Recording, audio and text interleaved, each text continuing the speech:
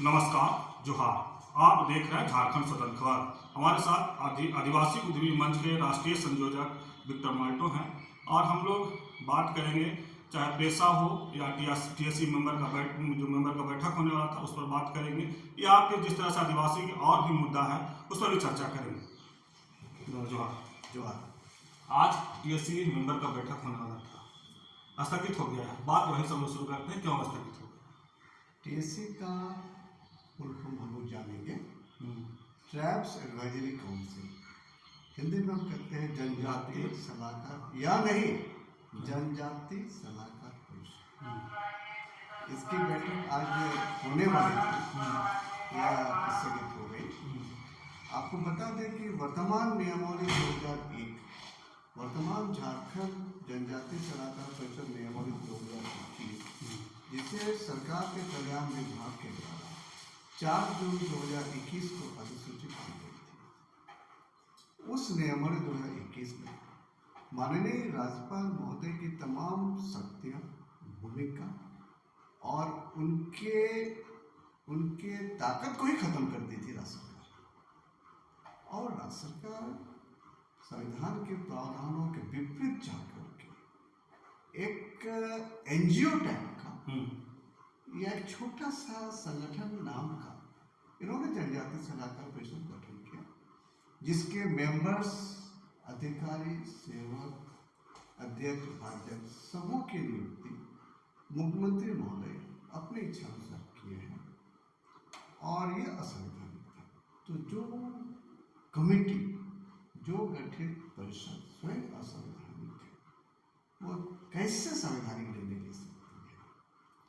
तो तत्कालीन गवर्नर महोदय आदरणीय रमेश बैस जी ने भी वर्तमान नियमावली 2021 पर आपत्ति व्यक्त किया था और इस बात की जानकारी राज्यपाल महोदय ने तत्कालीन राष्ट्रपति महोदय श्री रामनाथ कोविंद जी को भी दिया था। हम लोगों ने इंतजार किया परसों तक कि हो सकता है कि राजभवन सुभाष टीएससी की बैठक पर अपनी टिप्पणी करेगा, अपना मार्गदर्शन करेगा, लेकिन जब राजभवन की ओर से किसी भी तरह की कार्रवाई आज होने वाले टीएससी पर नहीं हुई, तब कल हम लोगों ने राज्यपाल महोदय को चिट्ठी दी और राजभवन को अवगत कराया कि कल जो टीएससी की बैठक हो रही है वो असंवैधानिक है। राज्यपाल महोदय की शक्ति को समाप्त कर दिया गया, राष्ट्रपति महोदय की भूमिका को समाप्त कर दिया गया, क्योंकि इसी टीएससी के परामर्श से ही राज्यपाल महोदय विनियमावली बनाते हैं। तो जब राज्यपाल महोदय ही नहीं है, इसका मतलब विनियमावली नहीं बन सकती। टीएससी सलाहकार परिषद है, यह कानून नहीं बना सकता है, बल्कि 3 बिंदुओं पर विनियमावली बनाने के लिए यह परामर्श राज्यपाल को देगा और राज्यपाल महोदय माननीय राष्ट्रपति जी की सम्मति से रेगुलेशन बनाएंगे। अब सवाल होता है कि किन विषय पर नियमावली बनाएंगे?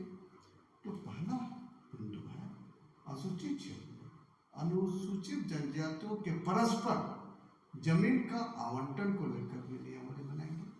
अनुसूचित जनजातियों के जमीन को दूसरे कामों में उपयोग में लाने के लिए जो नियमावली होगी उसके लिए भी नियमावली बनाएंगे। तीसरा, अनुसूचित जनजातियों को जो धन उधार देते हैं उनकी एक्टिविटीज को कंट्रोल करने के लिए नियमावली बनाएंगे। अब ये तीनों नियमावली के विषय वो संसदीय नियम 3 में निर्णायक समिति को मिल चुका है, माने आदिवासी ग्राम सभा को मिल गया। तो टीएससी में इसकी चर्चा होने की जरूरत नहीं समझता है। आप लोग पेशा पर भी लंबा समय से लड़ाई लड़ रहे हैं, लेकिन पेशा पर राज्यपाल की भूमिका क्या है? देखिए, इसको आप ध्यान से समझिए। 3 पेशा एक संसदीय अधिनियम है जो संविधान में 73वां और 73वां संशोधन लाने के बाद संसद में पारित किया। फिर हम आपको बता दें कि भारत के संविधान में एकमात्र अनुच्छेद है 243(4)(b), जिसके तहत माननीय संसद को यह अधिकार प्राप्त है कि वो संविधान के पार्ट 9 यानी पंचायतों के प्रावधानों को अनुसूचित क्षेत्रों पर अपवादों और उपांतरणों के अधीन विस्तारित करेगा, जैसा इस अधिनियम में होगा। और इसका मतलब यह नहीं होगा कि संसद को अनुच्छेद 368 के तहत संविधान में संशोधन करने का मतलब 243(m)(1) का संशोधन करने की शक्ति मिल गई है। लेकिन जिस तरह से आज फिर एक बार पी पेशा और कुछ बुद्धिजीवी जो हैं पेशा लेकर के दोनों कहीं जो आज भी अनशन में है, इस पर आप क्या कहते हैं? देखिए, अब कौन क्या बोलता है उस पर तो हम नहीं जाएंगे। हम तो भारत का संविधान को देखेंगे, फिर पेशा 1996 के गजट को देखेंगे, तो यहाँ जो हम देख रहे हैं, जो पढ़ रहे हैं, हम उसी को प्रोनाउंस करेंगे ना। अब कौन क्या बोलेंगे उसको हम नहीं रोक सकते हैं। आपको भी हमने गजट दिखा दिया, संविधान की धारा दिखा दिया, माननीय हाईकोर्ट का आदेश आ गया, और माननीय हाईकोर्ट का आदेश 29 जुलाई 2024 को आया। उस आदेश के पैरा 11 में स्पष्ट लिखा है कि संसदीय अधिनियम 1996 झारखंड बनने के पहले ही बिहार राज्य में प्रभावी था, लेकिन झारखंड गठन होने के बाद यानी 15 नवंबर 2000 के बाद झारखंड विधानसभा में, झारखंड सरकार ने पंचायती राज अधिनियम 2001 को प्रचलन में लाकर के अनुसूचित में छोड़ दिया, जो पी पेशा अधिनियम 1996 के संगत नहीं कहा जा सकता है। और माननीय कोर्ट ने कहा क्योंकि संसदीय अधिनियम 1996 का अनुपालन नहीं हुआ है, इसलिए इस समय याचिकाकर्ता ने प्रो बोनो पब्लिको के द्वारा याचिका फाइल की। ये बहुत बड़ी टिप्पणी है माननीय हाईकोर्ट की। टीएससी के गठन जब से हुआ तब से कई बुद्धिजीवी और आप भी सवाल उठाते रहे, तो क्या होगा संवैधानिक जो गठन हुआ? देखिए, दूसरों की बात हम नहीं कर सकते हैं, अपनी बात हम कॉन्फिडेंटली कहेंगे, और बिना सबूत के हम लोग कुछ नहीं करते हैं। हम लोग भी ऑफिस चलाते हैं, रिस्पॉन्सिबल पोस्ट में है, सरकारी केंद्रीय कार्यालय में सेंट्रल गवर्नमेंट के ऑफिस में हम लोग रहे हैं। अभी माननीय सरकार, माननीय हाईकोर्ट के आदेश का सरकार ने सरासर उल्लंघन किया। तब हम लोगों ने 9 दिसंबर 2024 को सरकार के 5 वरिष्ठ आईएएस अधिकारियों के खिलाफ अवमानना की याचिका दाखिल की, जिस पर 30 जनवरी और 19 मार्च को सुनवाई हुई। राज्य सरकार के प्रधान सचिव पंचायत विभाग के माननीय खंडपीठ में, मुख्य न्यायाधीश की खंडपीठ में अनकंडीशनल अपोलॉजी कहते हैं। ये बहुत बड़ी बात है। सरकार के प्रिंसिपल सेक्रेटरी पंचायत राज के माननीय कोर्ट में लिखित रूप में कहते हैं कि मुझे अनकंडीशनल अपोलॉजी दिया जाए। हम इसको लागू कर रहे हैं क्योंकि विधानसभा चुनाव थे, राज्य के महाअधिवक्ता का परामर्श ले रहे हैं और सरकारी विभागों का मीटिंग करा रहे हैं। हमें और समय दिया जाए और लागू हम करेंगे। और अभी तक चूंकि लागू नहीं हुए, 2 महीने की समय सीमा पास हो गई है, हमें अनकंडीशनल अपोलॉजी दिया जाए। तब माननीय कोर्ट ने 8 महीने का समय दिया है। अगली सुनवाई की तिथि 11 जून 2024 निर्धारित है। टीएससी का जो गठन हुआ था उसमें अध्यक्ष पद के लिए जो मुख्यमंत्री को किया गया था, उस पर भी लोग सवाल कहा करते कि राज्यपाल का होना चाहिए था। देखिए, सवाल आप रूल्स को पढ़ेंगे ना, तो रूल्स 2021 जो बना है उसकी सच्चाई और संवैधानिकता को कैसे आप जांचेंगे? तो भारत का संविधान में 5वीं अनुसूची जाएंगे, तो भारत के संविधान के 5वीं अनुसूची के पैरा 4 में जनजाति सलाहकार परिषद का वर्णन है।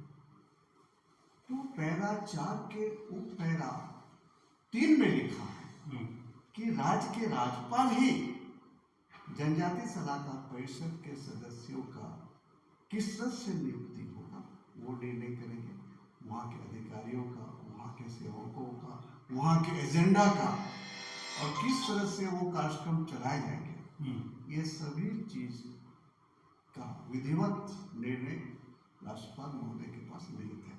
लेकिन वर्तमान नियमावली में राज्यपाल महोदय की भूमिका ही समाप्त कर दी गई है। इसलिए कल हम लोगों ने माननीय राज्यपाल महोदय को एक पत्र हम लोगों ने दिया। उसमें आज होने वाली बैठक को स्थगित करने का हम लोगों ने मांग रखा, और हो सकता है कि ये कारण यह भी हो कि आज की 17 महीने के बाद टीएससी का बैठक होने वाला था, लेकिन क्या मैंने ऐसा रहा कि सरकार जो कल तक ये सुनने में आ रहा था कि बैठक होना है, लेकिन आज जब कहा जा रहा है कि उसमें की बैठक कैंसिल हो गई, स्थगित कर दी थी। आप 17 महीने की बात कर रहे हैं टीएससी की जो लास्ट बैठक हुई थी, मुझे याद है उस बैठक में संसदीय अधिनियम प्रीपेशन नियमावली पर भी चर्चा हुई और नियमावली बनने का निर्णय लिया गया बनाने का, और अनुसूचित क्षेत्रों में असंवैधानिक रूप से चल रहे नगर पालिकाओं को समाप्त करने का निर्णय लिया गया। दुख की बात है, इस निर्णय को मुख्य एजेंडा से ही हटा दिया गया। अभी अनुसूचित क्षेत्रों में नगर पालिका चुनाव होने वाले हैं, लेकिन सरकार क्योंकि माननीय संसद अभी तक वैसा अधिनियम नहीं बना है, इसको दरकिनार करते हुए अनुच्छेद 243 जेड-सी और जेड-सी 3 का अनदेखी करते हुए राज्य सरकार अनुसूचित क्षेत्रों में भी असंवैधानिक नगर पालिकाओं की स्थापना करने के लिए तीव्र गति से काम कर रही है। आखिर सरकार अनुसूचित क्षेत्र के जनजातियों को कहां पहुंचाना चाहती है? बहुत हास्यास्पद है। जिस पार्टी को यहाँ की जनजातियों ने 44 सालों से समर्थन दिया, वह पार्टी टीएससी को नहीं समझ पा रही है, जनजाति सलाहकार परिषद को बनाने में संविधान का उल्लंघन कर रही है, माननीय हाईकोर्ट का परमादेश को अनदेखी कर रही है, हमारी जमीन को पूंजीपतियों के हवाले कर रही है, हमारी नौकरियों को बेच रही है, हमारे लोगों को मार रही है, उजाड़ रही है, जबरदस्ती कोयला खदानों के मालिकों को हमारी जमीन दे रही है, यहाँ नौकरी नहीं दे रही है, पलायन जारी है, भुखमरी जारी है, गरीबी की प्रतिशत 44% पहुंच गई है, हमारा राज्य लोन से दब रहा है। सरकार कहाँ है? किस निद्रा में सरकार है? अबुआ राज में अबुआ तो कहीं नहीं है। आपके माध्यम से मुख्यमंत्री महोदय ध्यान दें, सिर्फ बयानबाजी से नहीं चलेगा, आपको निर्णय लेना है। आप एक्सपोज हो गए हो, आपको संविधान को सामने रखकर निर्णय लेने की जरूरत है। लेकिन जिस तरह से टीएससी पर किनको चर्चा करने का अधिकार है, कौन कौन उसमें रह सकते? माननीय राज्यपाल करेंगे ना, माननीय राज्यपाल नियमावली बनाएंगे, नियमावली पर सहमति देंगे। ये लोग राज्यपाल को नहीं शांत कर सकते। इसलिए जो गठन था उसमें राज्यपाल कहीं नहीं दिखा, जैसे आप लोग कह रहे हैं असंवैधानिक है, कहीं भूमिका नहीं है। 5वीं अनुसूची के पैरा 4(3) को आप देखेंगे, उसमें स्पष्ट लिखा है 4(3) के ABC में कि राज्यपाल महोदय ही टीएससी से संबंधित तमाम चीजों पर निर्णय लेंगे और राज्यपाल महोदय ही एजेंडा तय करेंगे, टीएससी से परामर्श लेंगे। उस परामर्श इसलिए लेंगे कि राज्यपाल अनुसूचित क्षेत्र के प्रशासन और नियंत्रण के लिए रेगुलेशंस बनाते हैं। लेकिन कहा जा रहा था कि टीएससी का जो बैठक रखा था उसमें महिला समाज योजना पर चर्चा होना था, उसको कैसे होगा? देखिए, चर्चा सरकार करे, हम कहाँ रोक सकते हैं सरकार, लेकिन माननीय न्यायपालिका का जो आदेश आता है उसको तो सरकार अमल करे। न्यायपालिका तो आदिवासी बुद्धिस्ट मंच का नहीं है, नहीं तो न्यायपालिका तो विक्टर कुमार माल्टो का नहीं है। हम लोग पढ़े लिखे लोग सरकार के खिलाफ नहीं है, हम सरकार का पूरे झारखंड वासियों का मार्गदर्शन करते हैं, संवैधानिक मार्गदर्शन करते हैं, ताकि अनुसूचित क्षेत्र का प्रशासन और नियंत्रण, शांति और स्वच्छ प्रशासन स्थापित हो सके। टीएससी का जो बैठक रखा था उसमें क्या अनुसूचित क्षेत्रों का जो समस्या था उसको नहीं रखा गया था, इसलिए स्थगित किया गया? जब टीएससी का गठन ही असंवैधानिक है तो वहाँ तमाम बातें असंवैधानिक होगी ना। आपके डॉक्टर ही नकली डिग्री पकड़े हुए हैं तो वो कितने लोगों की जान बचाएंगे आप समझ सकते हैं। सीधी सी बात है, जब आपका टीएससी रूल्स ही गठित है तो कमेटी भी तो असंवैधानिक हो गई ना, तो उस कमेटी का निर्णय को कैसे आप संवैधानिक मान सकते हैं? सीधी सी बात है, राज्य के लोगों को अंधेरे में रखे जाने का प्रयास है ये। हम लोगों ने वर्षों तक संवैधानिक संस्थाओं का इंतजार किया। हो सकता है कि टीएससी के संबंध में राजभवन कुछ मार्गदर्शन दे रहा सरकार को। जब राजभवन का नहीं आया किसी भी तरह का इशारा, तब कल हम लोगों ने राजभवन को चिट्ठी दिया। अब यह मामला माननीय न्यायपालिका में जाएगा। लेकिन जिस तरह से पेशा के लगातार आप लोग न्यायालय जा रहे हैं, इधर देख रहे हैं गौतम अडवाणी 2 बार मुख्यमंत्री से मुलाकात हो गया, लेकिन कई लोग ऐसा चर्चा में हैं कि पेशा इसलिए देरी से लागू हो रहा है कि जब तक गौतम अडवाणी का कुछ जगह नहीं मिल जाएगा झारखंड में, तब तक पेशा ऐसे ही चलते रहेगा। देखिए, यहाँ बहुत सारे अडानी हैं, आप एक अडानी को नहीं पहचानते। यहाँ कुछ आदिवासी ऐसे भी हैं जो अडानी के रूप में हैं, तो उन बातों पर हम लोग कहीं चर्चा करेंगे। पी पेशा की धारा 3, 4, 4D, 4O, 4M और 4O का स्वशासित जिला परिषद और आदिवासी ग्राम सभा की स्थापना कुल 7 शक्तियों के साथ सरकार अविलंब करे और देर ना करे। आदिवासी सरकार आदिवासियों को सुरक्षा से बने कानून को समाप्त करेंगे, ये अच्छा मैसेज सरकार के लिए नहीं है। सरकार के ऊपर बात करना चाहिए, हम लोग से ही बात करना चाहिए। हमने मांग की है सरकार से कि वार्ता करो बुद्धिजीवियों से। आखिर सरकार बुद्धिजीवियों को क्यों साथ नहीं लाना चाहती है? सरकार वैसे लोगों को अपने आसपास रखी है जिनके विचारधाराओं से बचाने के लिए प्रयास करेगी।